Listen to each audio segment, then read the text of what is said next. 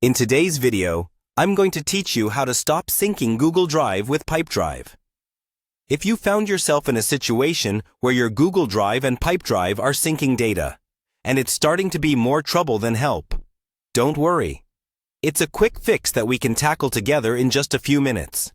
First, let's start by heading over to the Pipedrive website. Open up your preferred web browser and type in Pipedrive, or just go to pipedrive.com. This is the main hub for managing your sales CRM and pipeline activities. Once you're on the site, look towards the upper right corner of your screen and you'll see the Login option.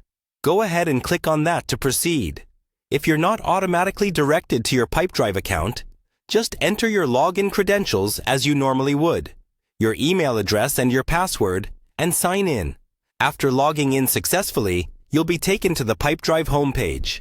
Take a moment to orient yourself, as this is your main dashboard, where you can manage various settings and features.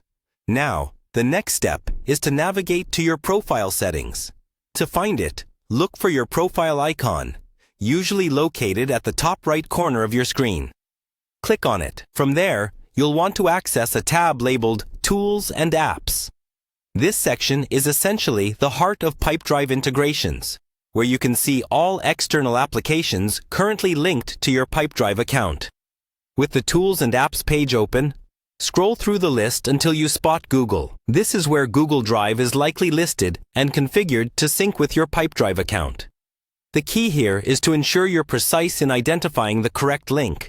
You don't want to accidentally disrupt a service that you didn't intend to. Once you've found Google integration, it's time to make the change. You should see a button or link next to Google that says Remove or something similar. Go ahead and click on that. Be sure you want to do this because clicking Remove will stop the sync process between Pipedrive and Google Drive. There might be a prompt asking for confirmation. Just verify your choice to proceed. And there you have it.